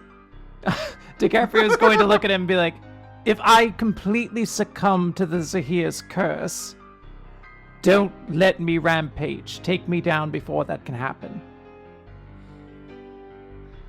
Well, I think it'll just be a fight between you and Keeper, and even with all of his stuff, I think you'd win as a dragon, but fair enough. Yes, I don't want to be useless sitting out here in the middle of a fucking cold-ass blizzard looking at myself in a mirror, though. I have a much bigger one at home. That one's pretty nice, though. Actually, if I could just... It's a much nicer one, if we're honest. Now that I'm looking at it, this mirror, the Zahir, is actually pretty nice, though. It really captures a couple... Alright, let's get moving. Yep. Can I put the attachment ribbon back over her eyes so she can't see the mirror? She's like, wow, it must be my birthday. The strong attachment between you two siblings, I don't know if we want to take the time to talk about it now, but that you feel a flow. You are both magic users, a warlock and a wizard respectively, and you feel something in the weave of magic that wasn't there before. It is like a phantom limb. Both of you feel this. Can we like use each other's spells or something? Or something. So wait, let me, I guess, clarify. You're saying there's like a phantom limb, like we're feeling something that isn't there, like an additional limb on our body? You feel additional magic. And before, you felt when you're a wizard, there's something called the weave that you manipulate to cast spells. There's more of it now. Like there's warlock weave. Can I roll an arcana check? Is family magic in this universe? Absolutely, yeah, roll. I wanna get in on this arcana. 14. Is this the bond of the chain? 25. Wow, with a 25. I will say that Doc Hop, you definitely feel the presence of new magic. With 25, you think it's DiCaprio's wizard magic, and you do not know how exactly to access and use it right now, but if this connection persists and continues, you do feel like you're going to be able to draw on DiCaprio's power and vice versa, and you can explain that to her if you want. You succeeded. So yeah, if this is something that is you two have committed to now, that there's now this magical connection between the two of you. Well, this might solve the problem of whether you can imprison yourself or not, I guess, if it comes to it. Good, less question marks around this whole thing. Right, where were we on this mission before, like, I don't know, like an hour and a half ago? Yeah, the dire muskrat is kind of leading the way through the blizzard with Keeper sitting on its back, With its staring terrible down sense of smell and terrible sense of eyesight, and terrible hearing. Keeper is staring down at the mirror, and you just hear the terrible Game Boy audio of the Pokemon cries that all sound the same. But yeah, you don't know where you're going. This was a significant detour that happened there. DiCaprio, I think, is going to kind of look over to Hop. Hop and the Rex are the ones trying to blindfold themselves, right? Rex is just staring ahead. I don't think they're trying to blindfold themselves right now. I just need to make sure I can see. Yeah, you can see if you want, sure. DiCaprio's just gonna look over just to be like, do you have any idea why there seems to be this magic? I tried to distract you from the mirror, and I may have inadvertently cast new magic in doing so. I apologize. I wasn't expecting the coin mirror to be so coin mirror. You cast new magic, Hop. Yeah, I had a ribbon. That's... I felt attached to the ribbon. I thought that you might feel attached to the ribbon, and that might help with the other attachments. Not my smartest idea, probably, but... That's incredible, Hop. When you say you have a ribbon, you note that, like smoke, it is hard to hold in your hand. It seems to be like losing substantiality as the connection between the two becomes stronger. It was once a ribbon you could hold in your hand and tie and blindfold. Yeah. It is becoming an insubstantial, incorporeal connection, and is going to leave your inventory and just be a thing that is between the two of you. I correct myself. I had a ribbon. But yeah, no. Hop is very much like on the defense here, being like, I'm sorry. I probably should have checked before doing so. I didn't entirely know what it was going to do. I apologize for taking the chance there. That's incredible. I've never even created my own new magic before. Oh no, this was a thing I found. Hop, darling, lie your way through it. You're a genius. Take the compliment. I'm a genius. Thank you. Hop takes a second and just goes, Thank you. Rex looks down at his cursed doll and mutters to himself, I gotta get better at finding items. I have to get better. Hey, you know what? Hop's gonna take this moment and go, hey, Rex, you've been having really bad luck with the items recently? I will throw the doll at you. No, just one sec. This has been really helping me and maybe would help you. And she's gonna offer up the lucky plush rabbit's foot.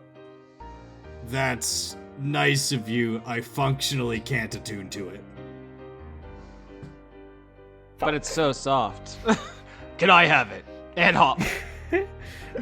Like, you can have it just to be soft then, I guess. I don't know, I tried. I feel compelled to have it in my mouth and shake my head violently from side to side. No, you don't do that to bunnies. They're sweet. Are you a dog? I thought you were a baby. That is actually how leopard geckos kill. They bite and shake. Hell yeah. Ooh, hey, Rex. There's a breed of rabbit called the king rabbit. It could be from one of those. Would that help you attune with it? There is a literal type of rabbit named Rex, so... Yeah, Rex rabbit, the king rabbit. They're actually my least favorite kind of rabbit. They're fine. They're just okay. How deep do you have to be in the rabbit hole to have a least favorite rabbit? I've had rabbits since I was like 12 years old. I know, but I love dogs. I don't have a least favorite dog. I guarantee you do. in your heart of hearts, you have a least favorite rabbit. I don't know. Or least favorite dog. I've seen this man strike up powerful emotions over every animal he's ever seen in his life. I don't think he's ever been like, that was an okay dog. Look, there is a least favorite there. You might like them more than almost anything else, but there is a least favorite. Just like how any parent that says that they love their children equally, that is a lie. It is simply not true. Spoken like a true non-favorite. All right, Austin. Can we talk to Kiefer and see if he knows where any of like the important figures in the snow place are? Yeah, Rexelas, have you seen any the two shadow dragons? There should be one around here somewhere.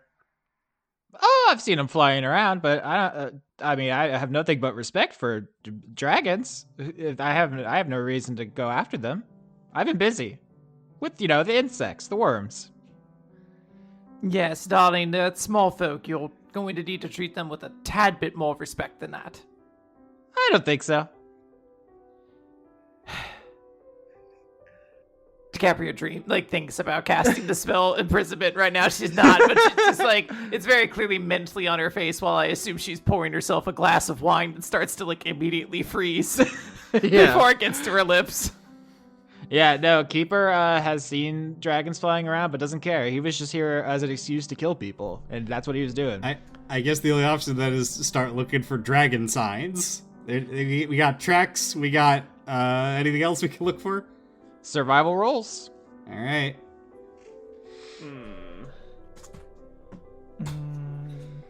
12. 10. 3. Yeah, the group rolls average. I will say, you see in the distance, a crushed copse of trees that you assume was a dragon landed in, but it is clear on the other side of a raging battlefield. 1,000 soldiers are fighting between you and there. What if we used Keeper as a human shield? As long as he's looking at the coin. This is what I'm suggesting. He's unkillable. Just have him walk through the battle, not even noticing the damage being taken. I mean, you all can try anything you want. You'll just have to roll for it, and we'll all enjoy the consequences together. So, tell me what you do. Man, level 1 spells aren't super good for affecting an army. Uh-huh. That seems like a real design problem. I'm going to talk to Mr. Mercer himself and get them to change it. I have minor illusion. What kind of illusion could I create to be a distraction while we just sneak around? Can I pitch intimidate to make us seem like a bad target to fight, and so the armies will focus on weaker things instead of us?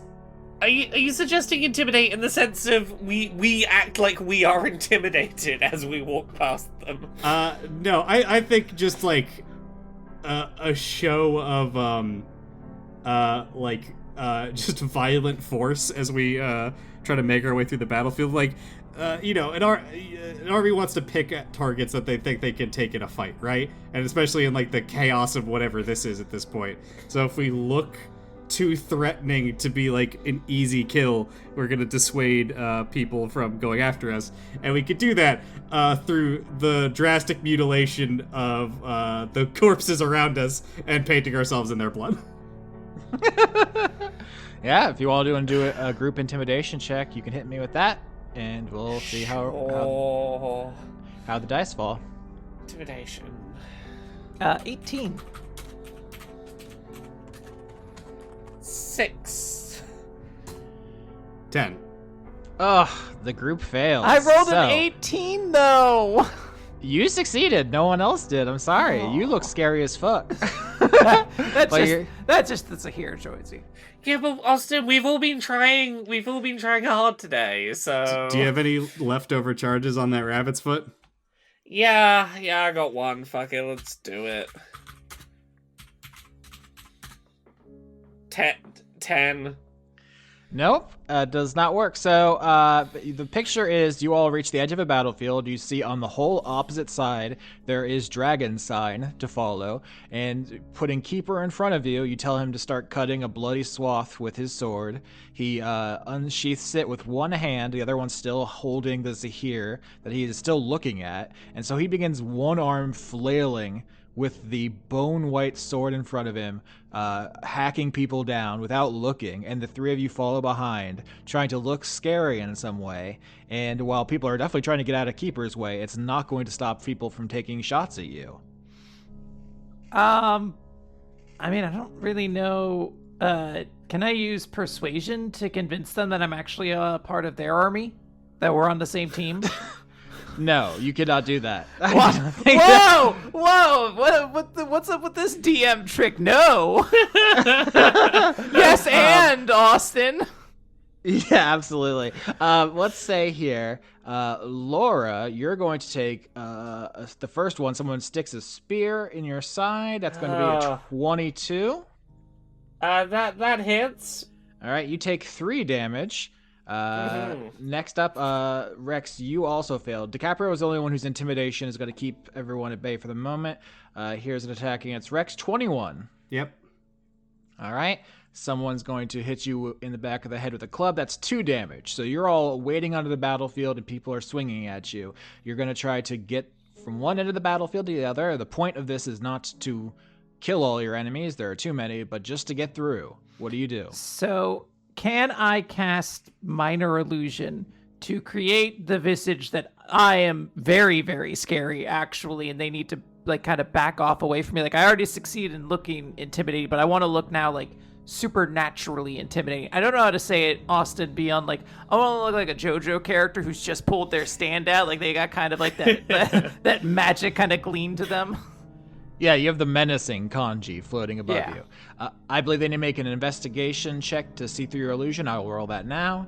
15. What is your spell save DC? It's 13. All right, someone notices that you're not actually that spooky and is going to Bullshit. Shoot an arrow at you. I'm very sorry. scary. No, I'm very scary, I mean. 19? That's going to hit. You're a wizard. That does hit. You take 5 damage. What Someone the shoots you in the chest with an arrow. It's looking bad. Oh my god. Okay. We're in a giant blizzard, right? Can I do the classic snow episode thing of making a snowball and pushing it downhill to clear a path, but with an ever increasing snow boulder?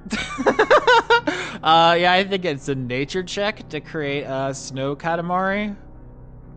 Laura, if you have something better, this is a -1. I have no other ideas. I mean, I have a solution for myself, which was cast Expeditious Retreat so I can run faster. Can I also cast Expeditious Retreat to run faster? If you do want to do that, that's fine. I've got no problems with that. Austin, can she? I mean, DiCaprio just did something, so I want to get something from the two of you before we Okay. circle back. But Expeditious Retreat, move at an incredible pace, take a bonus action to take that action. You'll go twice as fast, so you'll get to the other side of this battlefield twice as fast. But Yeah. Yeah, I mean the the only other thing I could think of is that I have double carry weight of a normal person. Could I just pick up 2 corpses and start using them as shields to Yeah, a shield is +2 AC, so I guess temporarily if you want to get an AC bonus just to tank, you can do that. I mechanically already have a shield, so I guess I'm just making the snowball. I have no other really applicable skills here, so 1d20 -1. Let's see what this does. 11, nothing. That's not going to do it. No, Rex, you're going to take another attack. 20. These are not good bonuses, but they are just getting you. Someone sticks a dagger in your side. 3 damage. What are you gonna do? Oh well. Incredible. I'm gonna cast Minor Illusion while I'm running really fast, so it looks like there's 2 of me running really fast. So there's twice as many fast-moving targets to maybe aim at. All right, I rolled a 5 to see through your illusion, so I do not. A group of elementals and mephits attack your illusion, and not you. Yeah. Sprint, off I go. Austin, can I also cast Expeditious Retreat? You absolutely can. Yeah, I'm gonna do that then. Now I don't have the spell Expeditious Retreat, but I believe my sister does. So Yeah, you can. Yeah, Okay. you can do that apparently. So that's cool. do Uh-huh. do I feel anything when it happens? I mean, I think it feels strange. You can paint me the picture. You don't normally have access to this magic. What's it look and feel like? So I established before that like the way DiCaprio like spell casts is she like strikes a pose essentially, and like each one is like unique to each spell she does. I think the idea that she's casting a spell that isn't in her repertoire, she is like trying to do her normal like posing, but it's very awkward and disjointed as she's trying to actually figure out what this magic is, and then she just sputters into immediately running a lot faster and like kind of like awkwardly has to catch up with her own speed.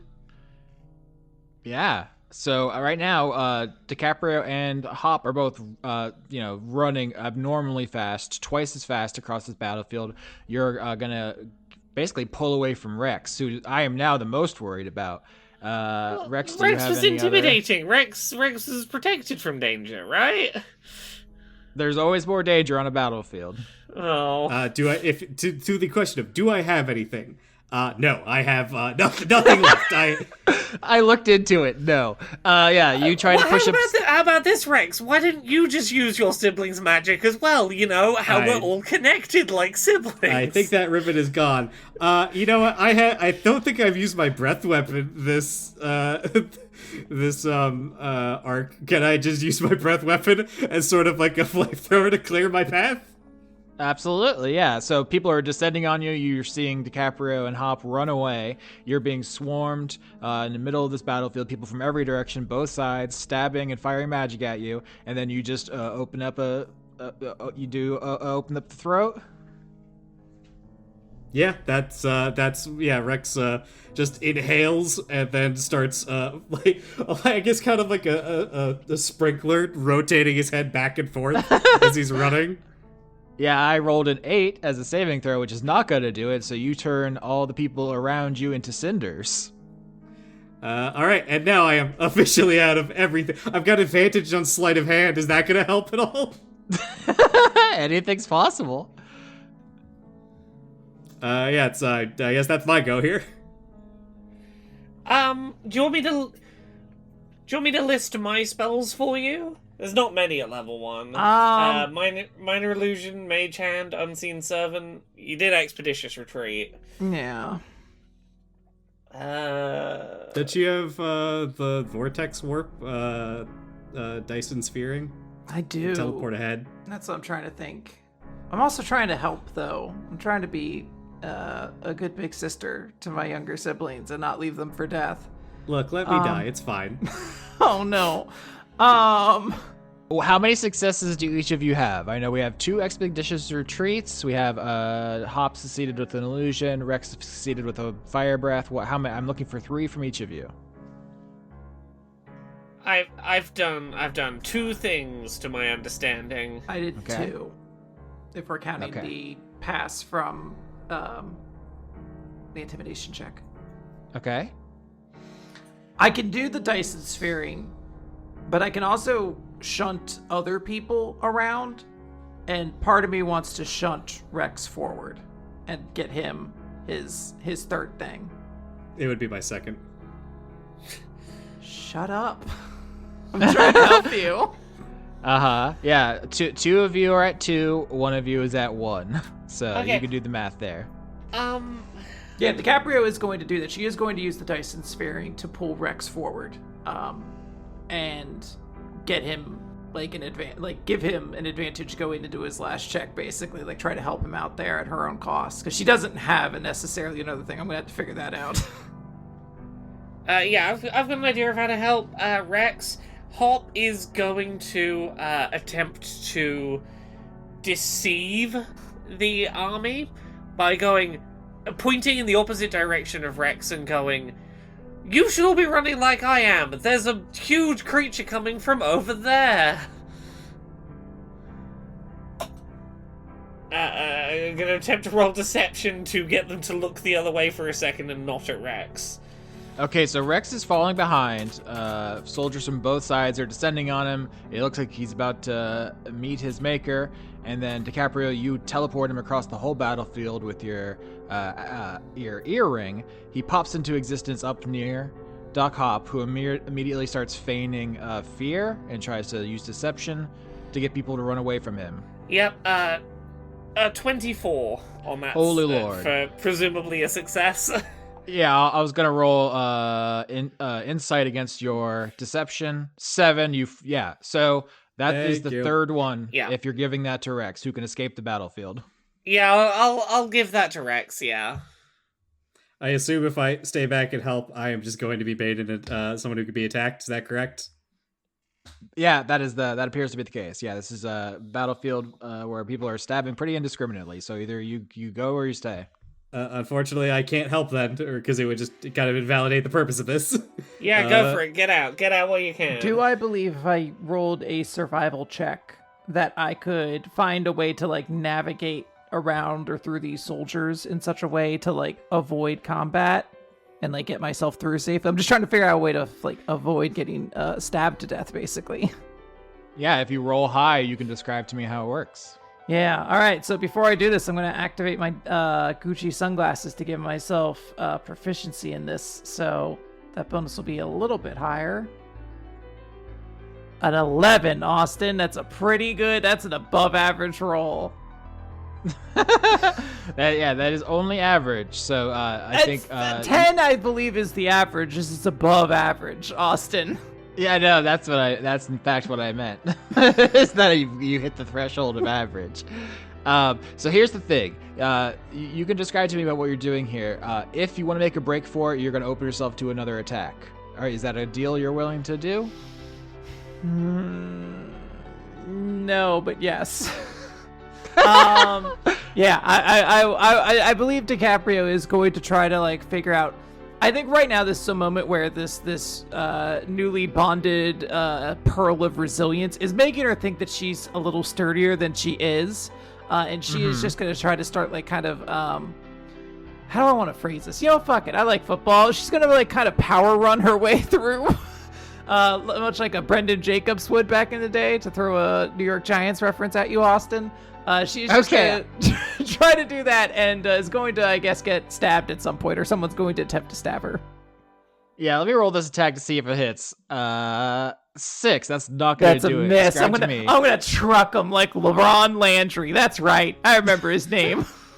Okay, how specifically does this involve your survival skills to get out of this battlefield? Because there is a moment here where it looks like you're going to get horribly murdered, and you succeed, but what does it look like? So I think survival skills often for DiCaprio involve a lot of like improvisational thinking, because much of her sort of survival is sort of in conversations and things like that. So she's not necessarily like looking for tracks or anything, but she is taking this moment of like relying on her instincts. When she sees this attack come, she just finds a hole to kind of like escape away from it, and then just keeps running. She is just booking it at this point. And it's kind of unclear how much of it is actually like her consciously thinking right now, and how much of it is like the mirror's obsession with her. She's like, if I get to the other side, I get to see that mirror again.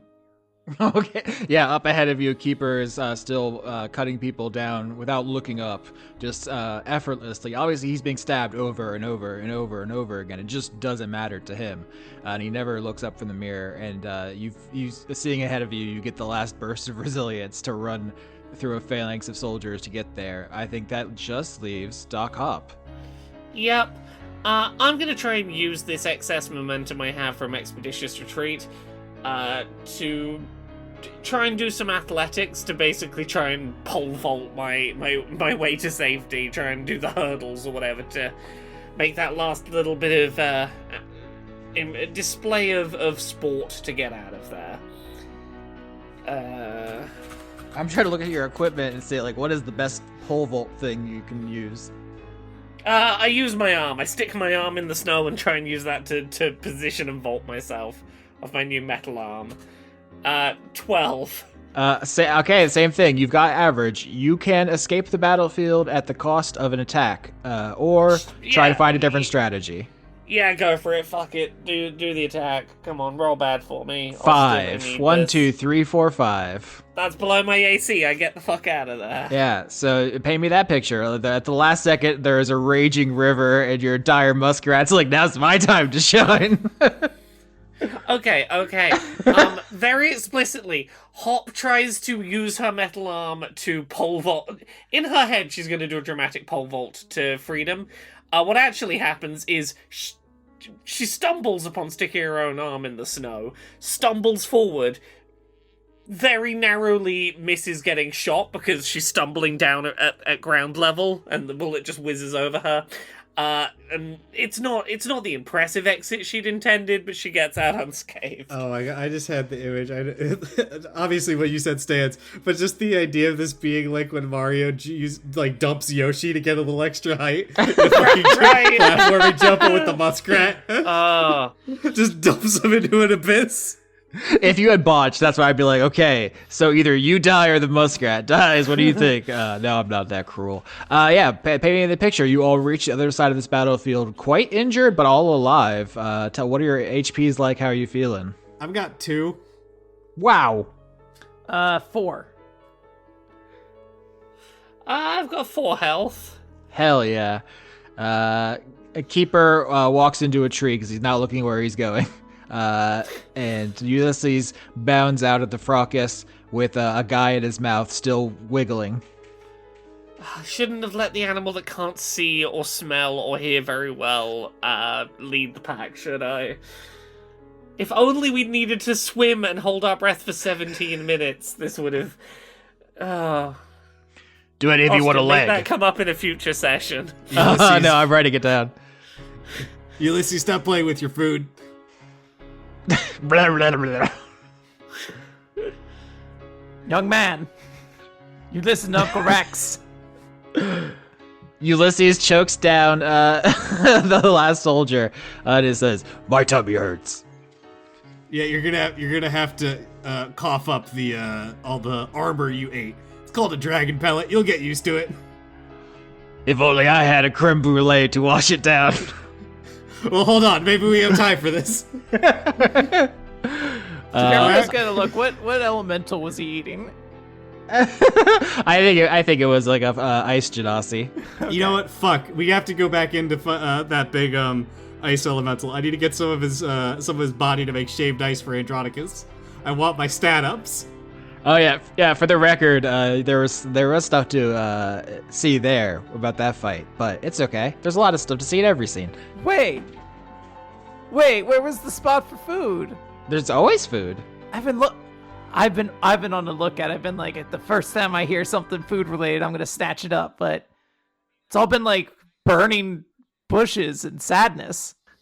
So here's the thing: on the other side of the battlefield, the fight is still raging behind you. You see a copse of trees that have been crushed from above, obviously, and all these plants are not designed to be in a snowstorm. This is a magically induced condition that's happening to them. They're not holding up well. But this mechanic that we're referring to, where you're bringing food to Andronicus, I'm not just gonna say like, oh, you enter a clearing and there is a delicious turkey leg like from Ren Fair. You would say, like, oh, can I roll nature to search the area for food? Oh, well, can I roll nature to see if any of these berries have been changed magically that would make a delicious treat for my future husband, potentially? I would love that. That would bring me immense joy. Okay. I got a 13. Yeah, I think It's with above average, Austin. Yeah. Well, with a 13, I think you find a variety of berries here that you can pick up and put in your pack. It is not clear which ones are new or novel or interesting. More will be known, but you can add berries to your inventory. Rick starts to idly wonder to himself if he could just put Gertrude back in the bottle and give it to Andronicus as a way to sous vide things. She has a lot of uses. She's a useful lady. But yeah, do you all find yourself Look, here? If I don't get to date Gertrude or have her as a friend, you don't get to use her for sous videing. I want to turn to very young, sweet baby Ulysses and ask him, so, what have you been getting out of this mission so far? It's a lot of fun. There's a lot of people doing wild stuff. It's fun watching you all fight. There was a hug there. That guy's got a mirror. It's having a great time. Hey, Do hey, you- you... Oh, sorry. Nope, go ahead. No, go ahead. I didn't have anything. No, now. please, after you. I was gonna go slight side note, and Hope was gonna go. Hey, I didn't know you could also run real fast. In short bursts, I get tired very easily. Oh, you're not talking to me? Okay, fine. I'll be over here. No. I realized when I started saying it, you were talking to me, but I thought it would be funny if I continued because Ulysses is a little. That's how I little stopped guy. because I was like, oh wait, I guess it could have been towards Ulysses. He was really fast, wasn't he? No. Explicitly gonna lock eyes with DiCaprio and be like, no, you. Yes, I guess I'm I gonna fuck saw myself. I'm gonna pet Ulysses, like scratching him behind the ears. I don't know. I assume he likes that.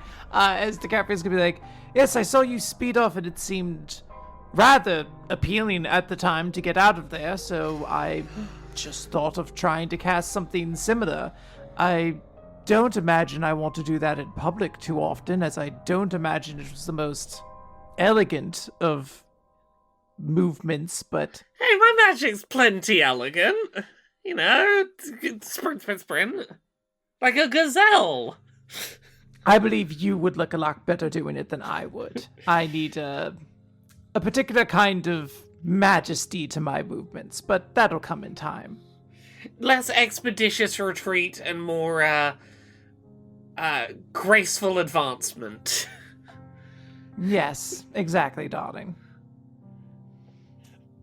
Rex beaten and pretty badly wounded. I guess the worst out of the three siblings, but you know, it's at this point they're all dying. And if a stiff breeze comes after them, just simply says, "I fucking hate being stuck in this form. Can we please go find that dragon and try to end this?" I agree. I've really come to dislike this form the more often we go on these missions. I really just want to stretch my wings. The small folk form is fine for if I want to hang out in the village and like watch them do their little routines. It's not good when anything important is happening. No one's even appreciating my cute little outfits. They just keep trying to kill me. Hearing you all bad talk small folk forms, Keeper, without looking up, just says, "Yeah, kill them all," I say. Darling, why is Rosalind having you kill all the small folks?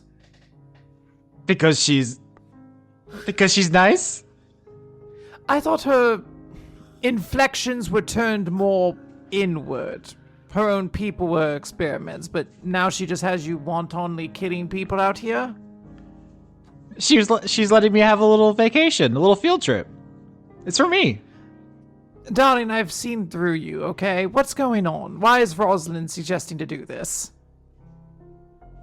So he's being truthful. He said, "Hey, there's a battle going. Can I go out and kill some small folk?" And she's like, "Yeah, sure, honey. Knock yourself out." Yeah, I don't think this is Rosalind telling him to do this. Keeper just wants to kill people. Okay, hold on a second. Rosalind doesn't care about small folk, but I don't think she's currently telling him That's to... why I was like, this is surprising. She's just outright executing them now? That's crazy. This is such a big escalation. And now I'm like, now we just have a serial killer to deal with.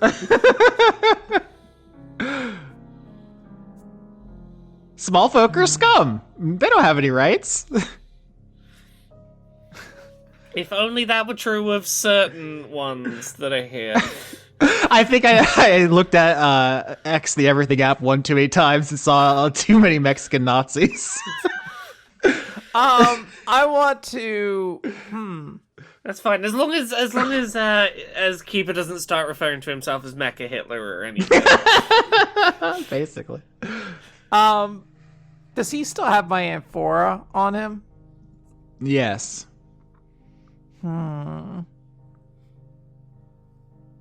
There's a part of me that's like, what if I took that back? Because I feel like trying to steal anything else off this guy is a bad plan. It's all cursed. Actually, you know what? This M4 has also been in Rosalind's place. I'm not trusting that shit no more. It was also a gift you gave to her. It is all deeply cursed. Yeah, not so she could send out her fucking little Pokemon boyfriend to go murder a bunch of people. To be fair, she did in that same conversation go, they're like ants. You can do whatever you want with them. They're not real people. They And don't have DiCaprio emotions." didn't disagree at the time, but now it's inconveniencing her. I will note, Rex does kind of scoff when Hop also like voices displeasure at being in a small folk form, and he says, "I think you're doing pretty well, all things considered." Yeah, fair. I can't complain that much. I will say, Ulysses cocks his head, interestingly, as someone trying to figure out what small folk form he is going to take. Maybe at the party that DiCaprio is planning for him, he is internalizing the things the adults are saying around him. Yeah, Rex is gonna just simply say, "You were doing better with one arm than everything I did in the past 4 missions?" I'm glad that my small folk form is relatively dragony. I will note that my success in small folk form there's been a lot of luck involved in that. I got very lucky with what could have been a very bad draw from a deck of cards and got to punch very good. I'm glad that the universe was on my side. I could have been very, very much not a useful member of this team if things had gone differently. All that did was make you strong. It's not like everything else you have done has been sheer luck. Yeah, but the pure luck helped a lot. I think Rex actually does kind of roll his eyes at this, as he scratches his claws against a nearby tree and says, "Stop pretending like you didn't succeed with your own abilities. It's dumb. If you did something and succeeded, you did it. Don't blame it on the universe." Okay. Point taken. I did good, and I will stop rejecting the compliment. Thank you. Can we go talk to this fucking dragon now? Please, I would love nothing more. Yeah, I mean, you're all at this obvious sign of dragon. What do you do to find the next sign of dragon, to enter Batman vision, to follow the clues? Well, I don't rely on my muskrat's vision or hearing or smell, obviously. Uh-huh. Does it have... What is a muskrat's sense of, proprioception like? Could that help? What is the muskrat's self-worth? What is his confidence? Are there any senses I haven't thought to Google on a muskrat that might help in this situation? What are muskrats' senses to powerful curses? This thing can barely see, so I don't even know if it knows there is a mirror. Can we just give this here to this muskrat? You know what? To end this episode, you all spent the whole thing clowning on this muskrat, and you don't know where to go yet. You're about to give up and lay in the snow and die, but the muskrat comes to save the day. It climbs a tree, it looks out over the horizon, it points gets the eaten by way. a shadow dragon. No, can I get muskrat rolls? Animal handling. Yes, that is a straight D20. Is this from us all? No, advantage, Laura, for your muskrat love. 19. Perfect. Yeah, no, the muskrat saves your whole shit. What is the muskrat? What is the muskrat good at? Hold on. It turns out that the muskrat has a very good sense of it can sense electromagnetic fields naturally. I don't believe that shit. How are you proving it? It can't see, but If you electrocute it, it notices. Yeah, maybe it can see UV better than we expect. Turns out it's got some senses that scientists hadn't thought to look for. Muskrats can tolerate high levels of carbon dioxide in their blood that many other mammals. I love it that earlier this episode, Dan was like, "Oh, well, Austin would have a least favorite dog by default," and I was like, "No, I think he's every animal he's the biggest fan of equally." He heard this muskrat get clowned on too much, and he's like, "You know what? The muskrat's actually super amazing." That's spite. That's not true love. It's different. It starts floating off the ground. Its fur sticks up like Goku's hair. It starts doing a Kamehameha move. Muskrats are skilled burrowers, digging tunnels into banks of streams or constructing mounds of vegetation and mud to create lodges with underwater entrances. Maybe digs a little tunnel, asks the other muskrats where to go. Muskrat facts free from us to you. Yeah, no, it consults with the native fauna. How delicious are muskrats? Can No. I give the muskrat to Andronicus? Oh my god, that would max one of your stats, but Doc Hop would never forgive you. Not our muskrat, just the another one we could find. Only a muskrat seasoned with Hop's love would count. We don't know where this muskrat came from. We do, it came from magic, but I was reading about the fact they're monogamous breeders and that they live with a singular mate, and I was like, maybe this muskrat's mate's around to give us some help. Yeah, the muskrat consults the other local rodents. It finds a sexy lady muskrat, but turns her down because it's monogamous with its partner. And everyone is so impressed, they tell him where the dragons are. Our show is completely falling apart. What the fuck have I just found?